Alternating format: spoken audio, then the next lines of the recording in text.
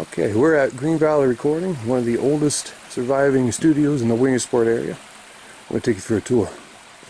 We got Richard here too next to my truck. Can I take the tour? Yes, I want you to lead. Okay. I'm pretty sure you know more about this Well, than I here's do. how you work the door. All right, I'll let you Turn get. this knob. Describe, please. See, and then you pull on it and it opens. Okay, don't push. Impressive. I pushed on You this gonna before. walk in or you gonna stay out here? Oh, I think I'll. You're so nice holding the door. See ya. Oh, thanks. I see how you are. Uh-huh. We'll come into the main room. All right, Richard, I'll let you get out in front of me. I guess we can start with the drum booth, huh? Drum booth. Drum booth. Well, maybe I should tell you first. The studio started building it in the fall of '78, and it was functional in '79. But we started with a mud floor, cow stanchions all through here. It's a barn, obviously.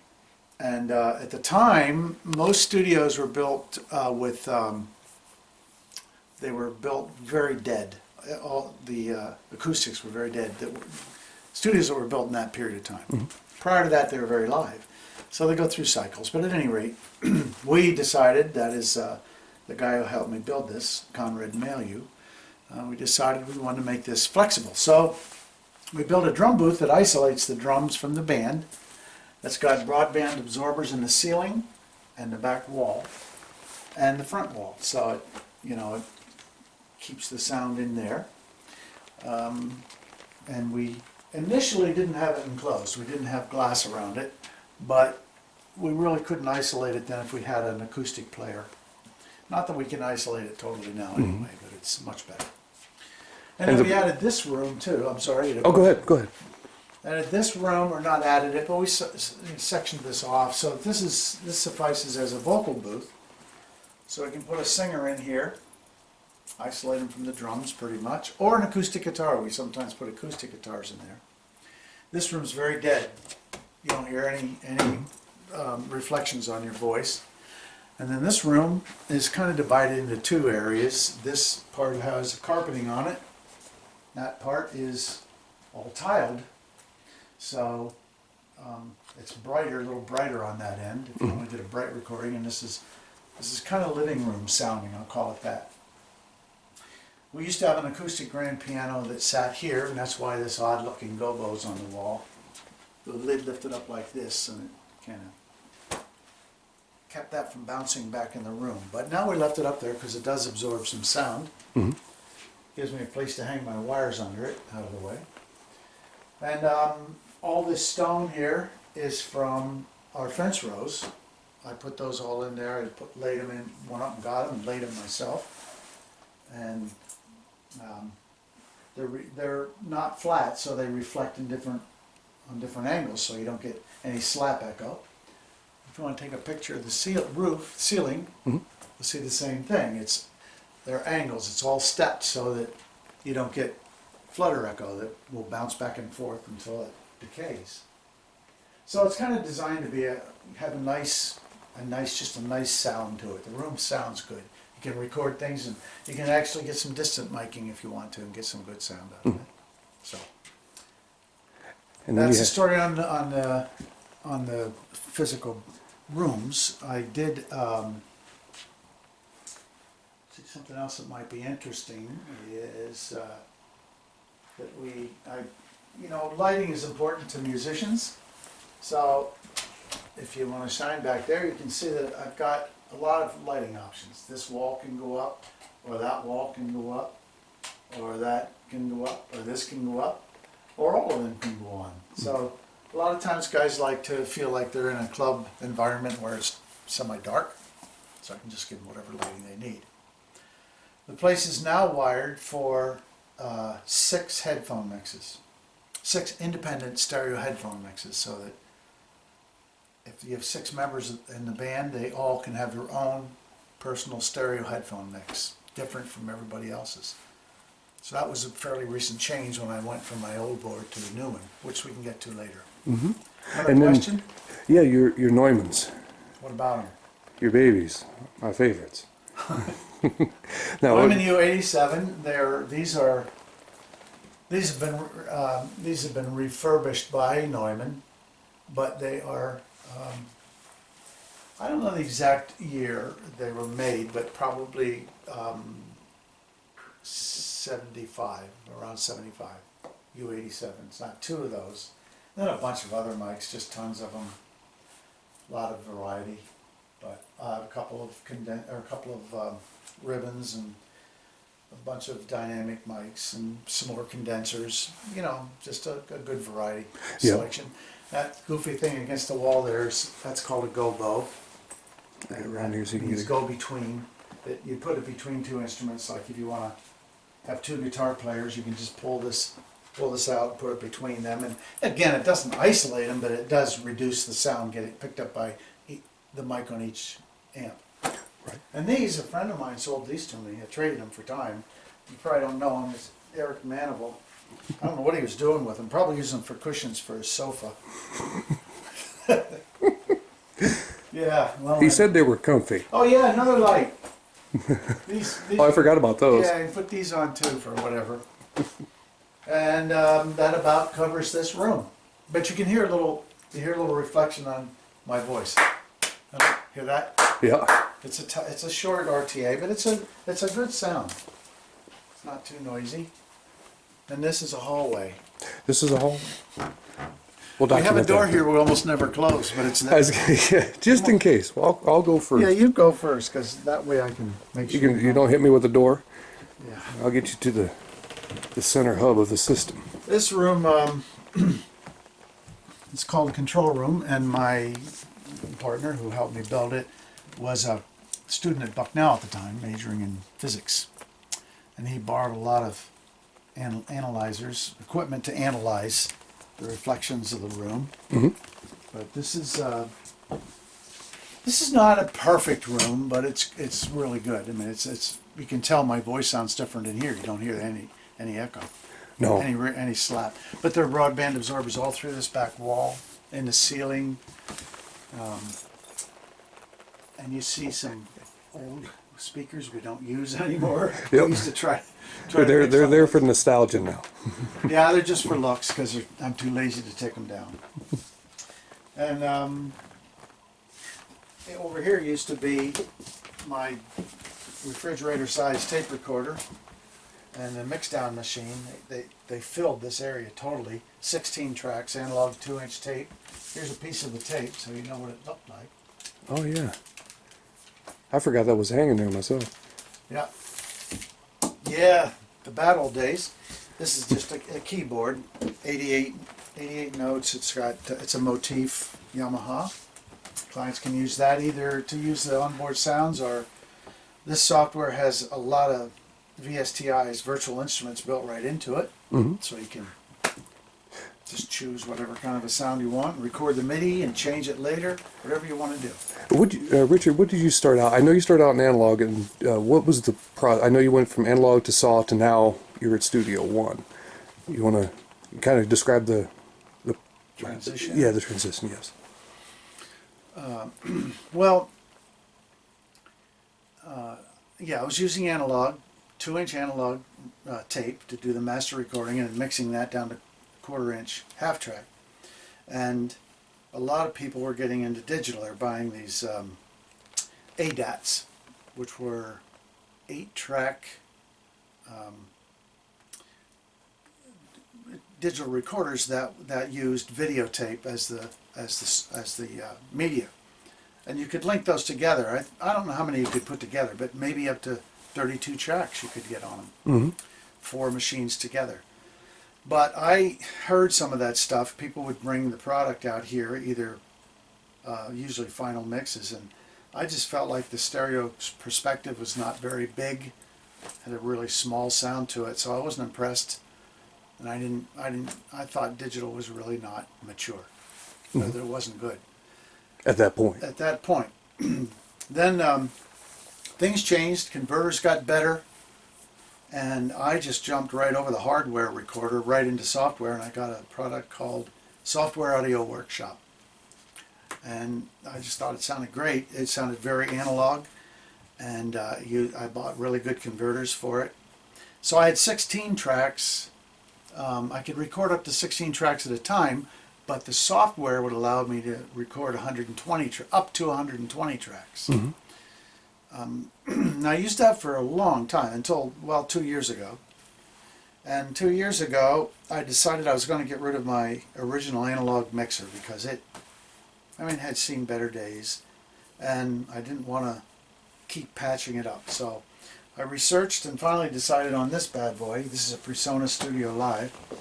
My old board had 24 channels and took up, it went from All the way to the there. end of the table over to here, and still only 24 channels. This has 32 channels and is less than half the size. So, plus it's got all kinds of built-in compression and effects, and all kinds of stuff is built right into it, gating, and it's really nice. And it interfaces perfectly with the software that was bundled with it. So I decided to learn that software, which was totally different from Saw Studio, which I was used to. Hmm. And took me probably 6 months to even get my head around it at all. But now I'm getting better. I'm still not perfect with it, but I really like it. It's really good software. Yeah, it's some great sounds out of it. Very Sounds much. good, and and it's got a lot of really nice features built right in. You don't have to get third-party things, so I like that a lot. And that pretty much sums it up. Oh, these things on the wall. Oh yes, I got it. Yeah. They are Well, how about a rough guesstimate of how many musicians have been through here? As far musicians, just- you mean, or do you mean projects?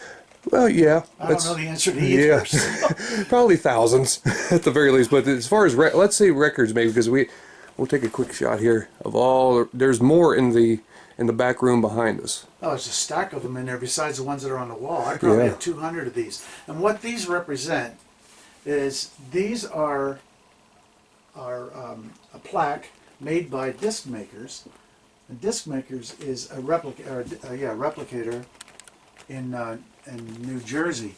And if the client decided to take their project to disc makers to reproduce a product to sell, then disc makers gave them a plaque, and they gave me a plaque. So there are a lot more projects than what I have these for, because I did tons of projects that never were made into a CD.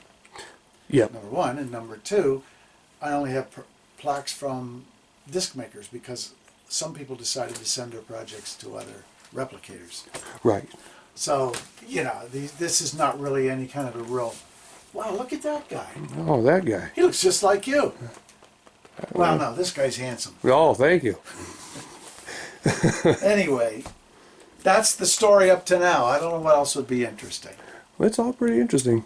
You kept this going a very long time and made some great records in here. I've been with you for 14 years. We've made some great tunes. Yeah, I've had people from, let's see, the most distant I think anybody traveled to record here was Vancouver, Canada. Wow. And it was 2 females with a male producer, and they came because the male producer had recorded here previously. Mm-hmm. He lived in Minneapolis, and he had recorded here before, and he wanted to bring them in. So the one member of one of the females had one of the band members was an airline, worked for the airlines in some way, and she got 2 free tickets for them to fly in. Okay. So she was able to get free tickets. So they flew in here and recorded an album. That's a lot of years ago, but that's the most distant. And I've had a client from California. It's and mixing too. I think recently you've done mixes for people, in other states. Oh yeah, they send me the stems and I mix them. Mm-hmm. But as far as distance, I think that's the furthest. But I regularly get people from Harrisburg, and I've got a client I'm working with from New Jersey right now. Is doing an album. Mm-hmm. So I come from around. It's funny. I think I get more work from out of the area than I do locally, and I don't know why that is. It just might be that there aren't that many people recording here. I don't know. Could be, yeah. And you know as well as I do the home recording software in studios now. There's a lot you can do at home. That's everywhere. I mean, that's Yeah. not just here. Oh yeah, yep. But absolutely. I mean, you could buy what I have sitting right here. So the only thing I really offer, I shouldn't say the only thing, but the thing I offer primarily is knowledge. you know, how to make it sound good and how to produce. Well, you also have an ear for the mix. You have an ear for music. You have you can pick a melody. You know, there's a lot that comes into play with a sound engineer, and plus you're very well versed as a musician, also a sound Yeah, engineer. they all contribute. They all contribute. But you know, I would be the last person to tell you that you can't do this at home. You know, Right. that would just not be true. I mean, look at Billie Eilish. She did her whole album in her bedroom, Yeah, and it's won awards. So, and same way with Jagged Little Pill. You know, Alanis Morissette. That was all done by. I was a professional engineer, but it was done in a house. So, right. And Foo Fighters, I believe, did it too, didn't they? Could They did. be. Yeah, their garage, I think, because we were talking about that. I thought they had a basement studio. I don't know. It was something to that effect, Yeah. yeah. Yeah, I don't know, but yeah, it's a new era, but that's cool. I mean, in a way, I'm glad for that, because a lot of times people come in now and they have a little experience. Right. So it's not like I really have to. I mean, I'm talking about people who are starting for the first time. They're really uncomfortable in the studio, and it takes a little while for them to get acclimated. Whereas if they've done it before Right. in their house, it's easier for me actually. Yeah, it's not so much of a learning curve, and you have to show them so much and take up more time, which is good. Like it was with me when I spent many years here working with you and perfecting the craft. This stuff wasn't available then. Well, some was, of course it was. Yeah, Yeah, it would have been. it wasn't to where it is now. It's much more it gets- convenient now. Yeah, it's really mature now. It's very mature. So. All right. Anything you want to add? I think you pretty well covered it. Want to Good add? job. Well, you didn't ask about the guy on the wall. There Lennon. he is, Oh, Lennon. Mr. Lennon. Yeah. Hey, I know you're a huge Beatles fan. No, how could you say that? Oh yeah, there's only pictures and books are all around. Who Yeah, are these guys? I was gonna say yeah. Couldn't imagine. Yeah, big Beatle fan. Hey, look at this bass. Doesn't that look like something Beatles? Yeah, would use? yeah. What do you know? And we're not even gonna go in the house because we'll go in the corner Oh, that's and we'll be true. there a while. Pile of books in the house. I've read every book that. Well, maybe not everyone, but I've read a lot. I say quite a bit of them. Yeah, there's, you know, thing is, most people don't realize how many of their, how much innovation they brought to the recording business, and not just them. They would request certain sounds, and the engineers would have to figure out a way to do it. Jeff Emmerich is a big creative guy in terms. He's the first guy to close mic equipment. Now, who doesn't do that now? Yeah, everybody. Yeah, so, you know, it's amazing, you know, how much influence they've had on pop writing, and how much, you know, the technological side has been affected by their requests to get certain sounds. Mm-hmm. Yes, sir. It's all them. Well, Richard, Yeah, been a lot of fun. a lot. A lot. It's always a lot of fun in here. Good.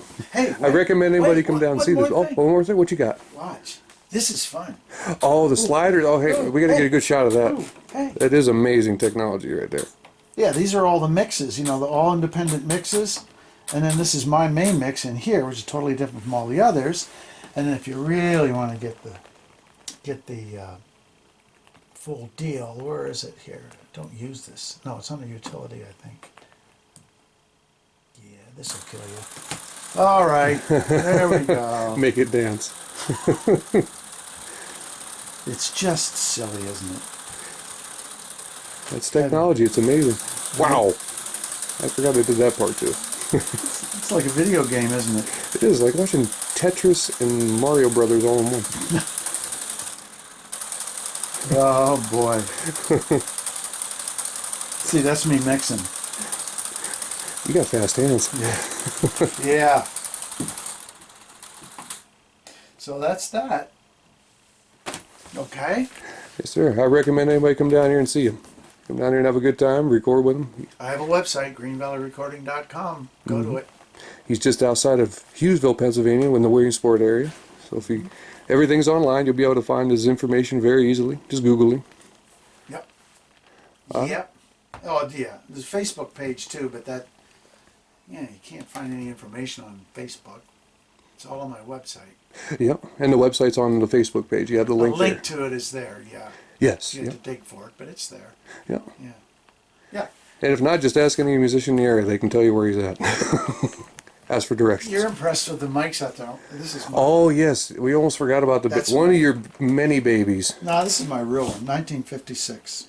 Gibson Les Paul. Oh, as long as we're going to start showing them, you got to show the Telly over there, too. You can't leave Oh, her that's, out. that's 90s though. That's But new. she's still nice. That's new. That's a nice piece of equipment. Well, it is, but But yes, she is. And then you have the Gibson. J45, Oh, yeah. Well, I better get a shot of her. 69. Oh, yeah. Here she is. Yeah. Many songs have been recorded with that. Yeah. her, too. That's true. Yeah.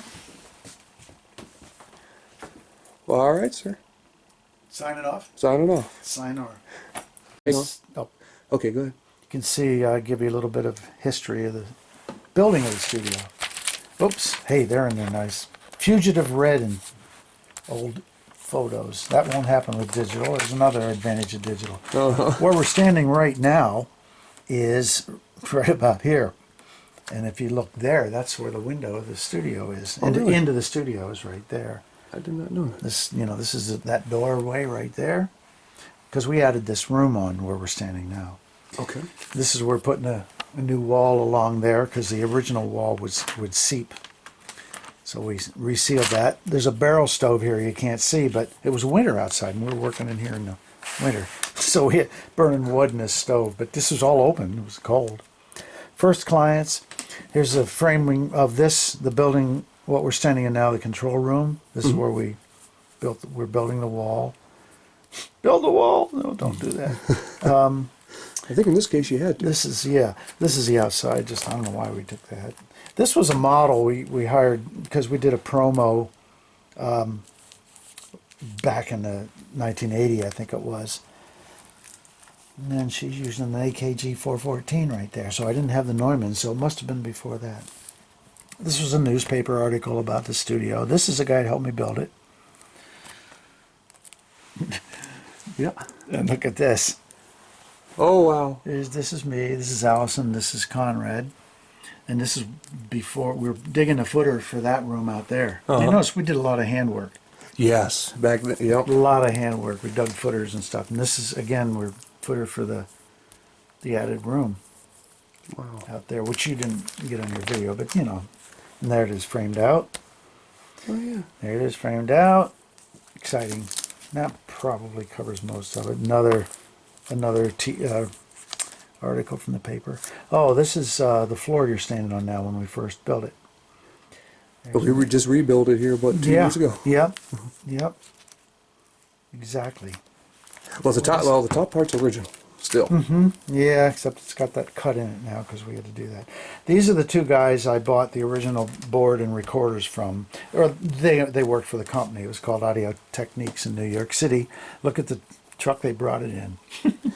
Oh, yeah. They rented an old NBC truck and brought the gear. Yeah, area recording studio planning to expand. We started, I didn't say that right. Actually, we started with 8-track and then went up to the 16. But it was all analog. Oh. And these are just some clients that recorded here. This is me doing our first album when I was engineering and playing guitar. Oh, boy. And that was hard because you couldn't do automated punch-ins. Oh, that's right. Yeah, so there's definitely It's another analog, couple yeah. steps.